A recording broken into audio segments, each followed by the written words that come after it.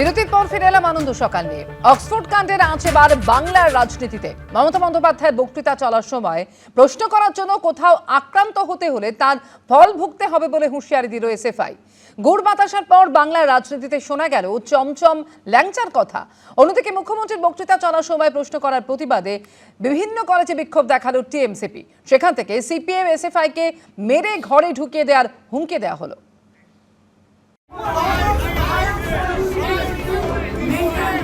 ব্রিটেনের বিক্ষোভে নাচ পড়তে শুরু করেছে বঙ্গ রাজনীতিতে। এবার তা নিয়ে শুরু হয়ে গেল হুমকি হুঁশিয়ারির লড়াই। যখন একদম খেলাতে শুরু করব তখন তারা আর দিনাটার মার্কেটে এবং সারা পশ্চিমবঙ্গের মার্কেটে কোথাও খুঁজে পাওয়া যাবে না। প্রশ্ন করার জন্য যদি নতুন করে পশ্চিমবঙ্গে একজন এসএফআই কর্মীর গায়েও হাত ওঠে তাহলে বাংলা জুড়ে আগুন জ্বলবে। অক্সফোর্ডের কেলগ কলেজে মুখ্যমন্ত্রীর বক্তৃতা চলার সময় একের পর এক প্রশ্ন ছুড়ে দিয়েছিল এসএফআই এর ইউকে শাখার সমর্থকরা।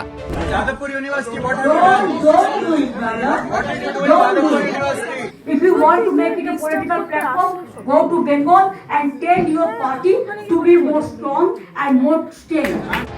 শনিবারের প্রতিবাদে কোচবিহার ইভিনিং কলেজ এবং দিনহাটা কলেজের সামনে বিক্ষোভ দেখায় তৃণমূল ছাত্র পরিষদ। আর সেখান থেকেই সিপিএম ও এসএফআইকে মেরে ঘরে ঢুকিয়ে দেওয়ার হুমকি দেওয়া হয়।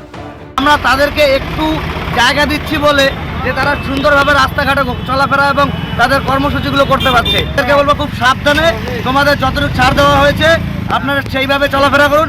তার থেকে যদি বেশি বাড়াবাড়ি করার চেষ্টা করেন একদম কেলিয়ে একদম ঘরে ঢুকিয়ে দেবো। তৃণমূল ছাত্র পরিষদের হুমকির পাল্টা এসএফআই এর মুখেও শোনা গেছে হুঁশিয়ারি। আর যদি মনে হয় এসএফআই কর্মীদের জন্য তারা গুড় বাতাসা নিয়ে অপেক্ষা করবে, চিন্তার কিছু নেই। এসএফআই কর্মীরাও একেবারে ভালোবেসে কোলাকুলি করার জন্য রাজ্য জুড়ে চমচম ল্যাংচা মাখা সন্দেশ নিয়ে দাঁড়িয়ে আছে। 2013 সালের 9 এপ্রিল এসএফআই নেতা সুদীপ্ত গুপ্তর মৃত্যুর পর দিল্লিতে এসএফআই বিক্ষোভের মুখে পড়েন তৎকালীন অর্থমন্ত্রী অমিত মিত্র। তাকে হেনস্থা করা হয়। এরপর কলকাতা সহ গোটা রাজ্যে সিপিএম এর প্রায় 1,500 পার্টি অফিসে ভাঙচুর হয়।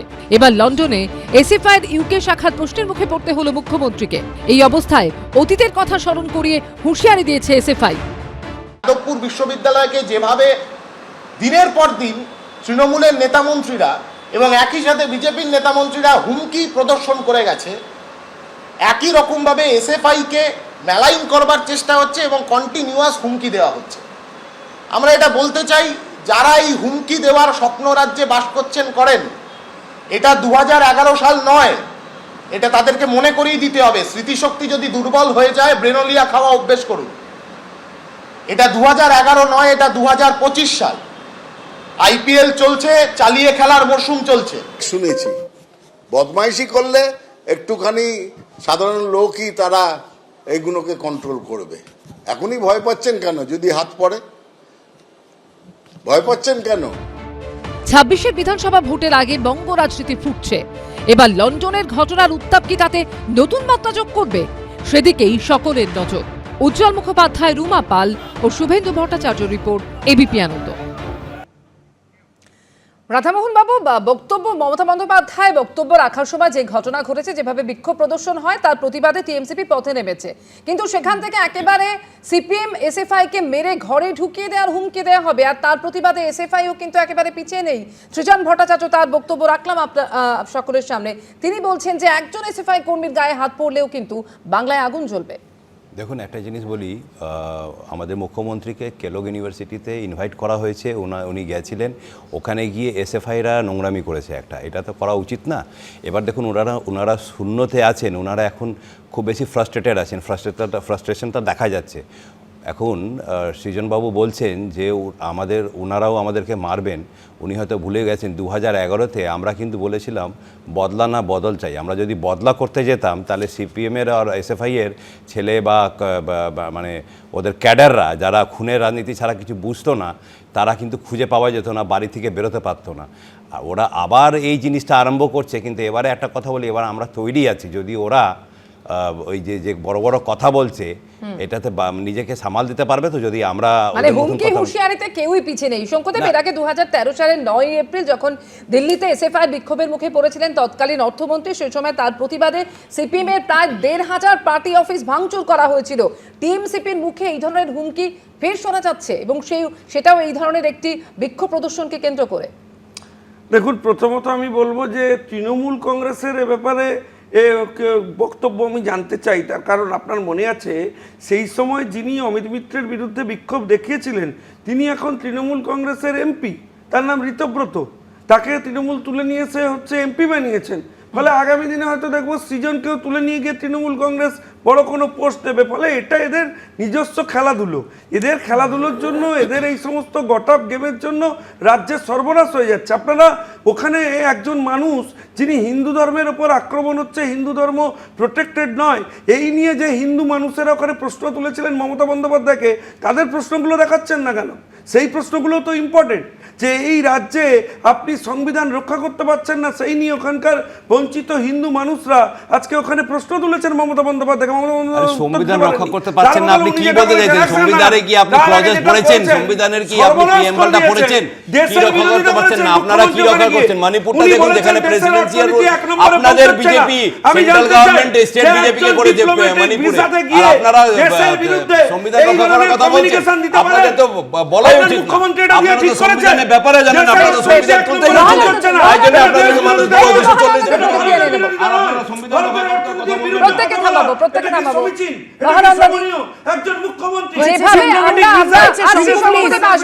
লন্ডন সফরকে কেন্দ্র করে যে ছবি আমরা দেখতে পাচ্ছি, এটা তো ভোটের সময়, নির্বাচনের সময় আমরা দেখে থাকি মুখ্যমন্ত্রীর লন্ডন সফর, এবং তাকে কেন্দ্র করেও এই ছবি, এইভাবে হুমকি হুঁশিয়ারি দেখতে হবে আমাদের। দেখো, প্রশ্ন করার অধিকার তো সবার আছে, এবং মাননীয় মুখ্যমন্ত্রী অত্যন্ত সহনশীলভাবে ধৈর্যের সঙ্গে উত্তর দিয়েছেন, ডিপ্লোম্যাটিক্যালি উত্তর দিয়েছেন, আমরা দেখেছি। কিন্তু একটা বক্তব্য হচ্ছে যে এই তার আঁচটা যেভাবে আমাদের এখানে চলে আসছে, এবং হুমকি পাল্টা হুমকি, এটা কি খুব সুস্থ রাজনীতির পরিচয়? আমার তো মনে হয় যেটা যে কোনো পার্টি করে থাকুক, এটা একটা অসুস্থ গণতন্ত্র, অসুস্থ রাজনীতির পরিচয়। সেকেন্ড পয়েন্ট যেটা হচ্ছে যে অর্থনীতি নিয়ে যে কথাটা প্রশ্ন করা হয়েছিল মাননীয় মুখ্যমন্ত্রীকে, উনি ডিফার করার কথা বলেছেন। আমার এখানে বক্তব্য যে এটা তো সত্যি কথাই যে ভারতীয় অর্থনীতির যা পজিশন, সেটা থার্ড পজিশনে আছে, সেটা গ্রস জিডিপির নিরিখে, কিন্তু অ্যাকচুয়াল তথ্য কিন্তু আরও অনেক বেশি। সেটা কি যে ডিফার না বলে উনি বলতে পারতেন যে এটা অ্যাকচুয়ালি আংশিক সত্য, আরও অনেক কিছু আলোচনার আছে এর মধ্যে, বা উনি বলতে পারতেন let's hope for the better. উনি হয়তো ঠিক রিপ্রেজেন্টেশনটা একটা অন্য ওয়ার্ড দিয়ে বলেছেন, কিন্তু এটাও সত্যি কথা যেটা অর্ধ সত্য। কাজে কথায় আছে না যে অর্ধ সত্য মিথ্যার থেকেও ভয়ঙ্কর। কাজে অর্ধ সত্য, কারণ মাথা পিছু আয়ের নিরিখে ভারতবর্ষের পজিশন এই জায়গাতে অনেক নিচে, এবং এটা অর্ধ প্রত্যেকে থামাবো। গদাধর বাবুর প্রতিক্রিয়াও নিতে হবে। মুখ্যমন্ত্রী মমতা বন্দ্যোপাধ্যায় অর্থনীতি নিয়ে যে বক্তব্য রেখেছেন আমি অবশ্যই রাখবো প্রত্যেকের সামনে, কিন্তু তার আগে গদাধর বাবুর প্রতিক্রিয়া নিয়ে নেব। গদাধর বাবু, এই মুখ্যমন্ত্রীর লন্ডন সফরকে কেন্দ্র করে রাজ্যে আমরা এই মুহূর্তে যে ছবি দেখছি, যেভাবে টিএমসিপির তরফ থেকে হুমকি দেওয়া হচ্ছে, এসএফআইয়ের তরফ থেকে পাল্টা হুঁশিয়ারি শোনা যাচ্ছে, এটা তো কোনোভাবেই কাম্য নয়। দেখুন, এর ইফেক্ট ল অ্যান্ড অর্ডারের উপরে পড়ছে বা পড়বে। যখনই দুটো party, every action has it got it counter reaction, এবং এই কাউন্টার রিয়াকশানে যখন এসে যাচ্ছে দুটো পার্টি, যে কোনো পার্টি হোক না কেন বা যে কোনো দলই হোক না কেন, সেখানে মেন ভোগান্তিকারে হবে জনগণের, অর্থাৎ ল অ্যান্ড অর্ডারের উপর ইফেক্ট হবে। এবং এইটাকে যে এর একটা সমন্বয় দরকার, সমন্বয় কিন্তু হবে না কারণ হচ্ছে যে পার্টি লন্ডনে যেইভাবে হ্যাকেল করেছে একটা চিফ মিনিস্টারকে, সেটাও কিন্তু কাম্য নয়। এবং আমি বারবার আগের দিনে বলেছিলাম যে এটা আমাদের intelligence failure, complete intelligence failure. আমাদের ওয়েস্ট বেঙ্গলে যারা ইন্টেলিজেন্স দেখেন, যারা মুখ্যমন্ত্রীকে যারা প্রোটেক্ট করেন, তাদের যে ইন্টেলিজেন্স উইং আছে, তারা কিন্তু কমপ্লিটলি ব্যর্থ হয়েছে। কারণ একটা সভা চলার সময়ে বক্তৃতা করা tantamount to attack on that particular individual minded. এবং লন্ডনের মতো জায়গায়, লন্ডন যেটা বলেছে, যেটা অক্সফোর্ড ইউনিভার্সিটির অফিসিয়ালি ডিক্লেয়ার করেছে যে এই যে 6-7 জন they are not this our students. তার মানে কি বহিরাগত এসে করলো ওখানে, বহিরাগত স্টুডেন্ট। তাই বহিরাগত স্টুডেন্টদের রক্ষা করার দায়িত্ব একটা হচ্ছে ব্রিটিশের, যেই দেশে গেছে সেই দেশের পুলিশের, আরেকটা হচ্ছে ওনার সঙ্গে যে টিম গেছে বা যারা সিকিউরিটি যারা আছে তাদের দায়িত্ব। আর তারা তো জানেন। আমি আসবো প্রত্যেকের কাছে প্রতিক্রিয়া অবশ্যই নেব, তবে ভারতীয় অর্থনীতি নিয়ে মমতা বন্দ্যোপাধ্যায়ের মন্তব্যকে হাতিয়ার করে ইতিমধ্যে আমরা দেখেছি সরব হয়েছে বিজেপি। আর এই প্রেক্ষাপটে মুখ্যমন্ত্রীর পাশে দাঁড়িয়েছেন প্রদেশ কংগ্রেসের সভাপতি শুভঙ্কর সরকার। তিনি বলেন, সত্যিটা এদেশ বা বিদেশ যেখানেই বলা হোক না কেন তাতে আপত্তি নেই। প্রথমেই শোনাবো ঠিক কি বলেছিলেন মুখ্যমন্ত্রী। India has already overtaken the UK.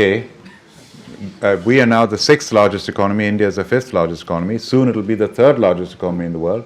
By 2060, I predict it will be the #1 economy in the world. And India as a country. So I will defer that. There are so many things what I should not speak here. Internal matter, external affairs matter. I cannot disclose. So I have some other opinion also. 45 বছরের সবথেকে বেশি বেকার ভারতবর্ষে বহু মানুষকে ration দিতে হচ্ছে, অর্থাৎ অর্থনীতি খারাপ। তার কারণ ভারতবর্ষের মাটিতে অর্থনীতি যে খারাপ এটা সবাই জানেন। শেয়ারের দাম কোথায়, টাকার দাম কেন কমছে? এই প্রশ্নগুলো যদি কোনো রাষ্ট্র নায়ক বা কোনো মুখ্যমন্ত্রী, কোনো রাজনৈতিক নেতা যেখানেই বলুন না কেন সেটা অন্যায় নয়। সত্যি যেটা সেটা যে মাটিতেই বলা হোক তার প্রচার হলে কোথাও আপত্তি নেই। মহানন্দাতে মুখ্যমন্ত্রীর বক্তব্য, তার পরিপ্রেক্ষিতে আমরা শুনলাম শুভঙ্কর সরকার তিনি মুখ্যমন্ত্রীর পাশে দাঁড়িয়েছেন। নতুন সমীকরণের ইঙ্গিত। হ্যাঁ, সেটা তো অবশ্যই রাজনৈতিকভাবে সমীকরণ তো বটেই। তবে আমি যে কথাটা বলতে যাচ্ছিলাম শঙ্কু বাধা দিল, যে সেটা খুব সংক্ষেপে বলছি যে কেন অর্ধসত্য। কারণ কতগুলো ডেটা মানুষের সামনে আনা হচ্ছে, যেমন দারিদ্র বলা হচ্ছে, দারিদ্র অনেকটা কমেছে, কিন্তু কিসের ভিত্তিতে? মাল্টি ডাইমেনশনাল পভার্টি ইন্ডেক্স, যেটা কিন্তু দারিদ্র্যের পরিষ্কার চিত্র তুলে ধরে না। সেকেন্ড হচ্ছে বেকারত্ব, যেটা নিয়ে শুভঙ্কর সরকার বললেন, সেটা কি? সেটা হচ্ছে বেকারত্ব কমানো দেখানো হচ্ছে, যেখানে সেলফ এমপ্লয়েড মানুষদের দেখানো হচ্ছে তারা আর বেকার নেই। অর্থাৎ এগুলোই অর্ধসত্য। আমি আবার আমার নিজের পয়েন্টে স্টিক করে থাকছি, আর কারোর আপত্তি থাকতে পারে। কাজে অর্ধসত্য কিন্তু সবসময় প্রচার করা উচিত, কারণ এটা পুরো সত্যি নয়। ভারতীয় অর্থনীতির প্রতিক্রিয়া খুব সংক্ষেপে। প্রথম কথা হচ্ছে, আমি সরাসরি মনে করি যে একটা ভারত বিরোধী শক্তিকে বার্তা দিতে যাওয়ার জন্য নির্বাচনের আগে মুখ্যমন্ত্রীর এই সফর, এবং তাতে যারা এই বিভিন্ন দেশে বিরোধী শক্তিকে হচ্ছে প্রমোট করেন সেই ধরনের শক্তিকে বার্তা দিতে উনি ওখানে গেছিলেন।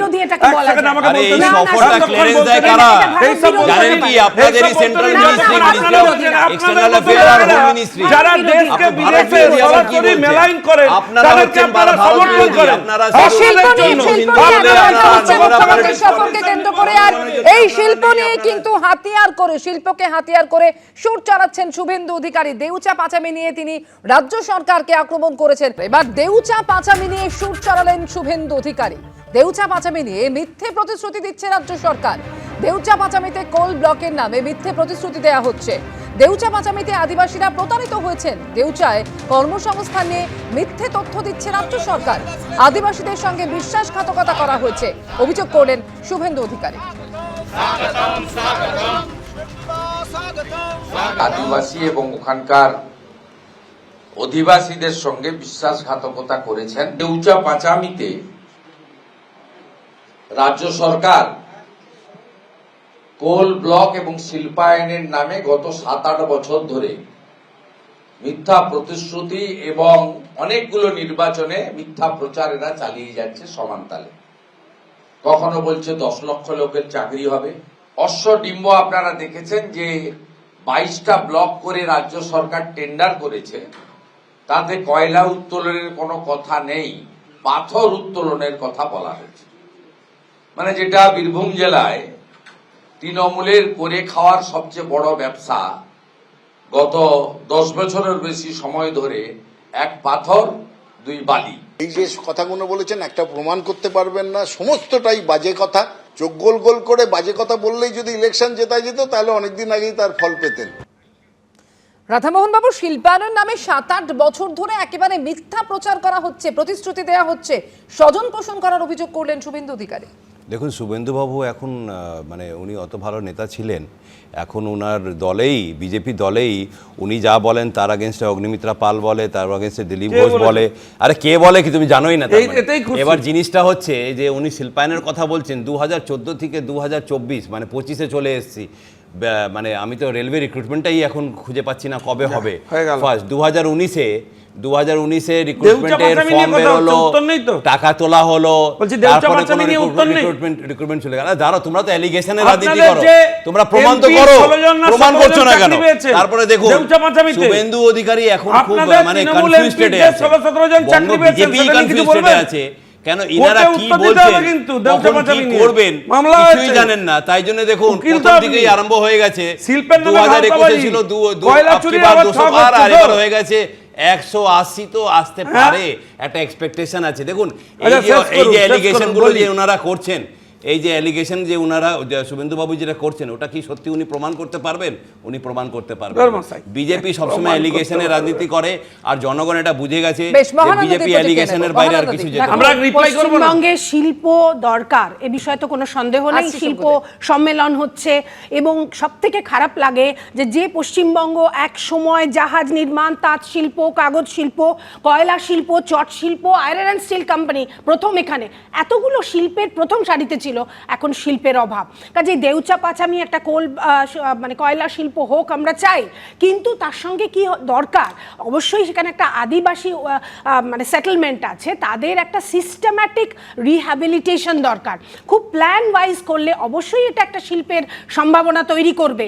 কাজেই রাজ্য সরকারকে খুব সুচতুরভাবে ভেবে চিনতে এই মানুষগুলোর একটা সিস্টেম্যাটিক রিহ্যাবিলিটেশন হোক, চাকরি পাক ওখানকার মানুষরা, এবং একটা বড় শিল্প হোক। আমরা সাধারণ নাগরিক হিসেবে, রাজ্যবাসী হিসেবে আশাবাদী। বেশ, আমি শঙ্কুদেবের প্রতিক্রিয়া নেব। জয়প্রকাশ মজুমদারের বক্তব্য আমরা শুনলাম, যেটা তিনি বলছেন যে কথাগুলো বলছেন শুভেন্দু অধিকারী, তার একটাও প্রমাণ করতে পারবে। প্রথম কথা হচ্ছে যে নেতার ভিত্তি নেই, বিকালবেলা তিনি কোন দলে থাকবেন তার এত কথা নিয়ে আমরা রিঅ্যাকশন দিতে যাই না।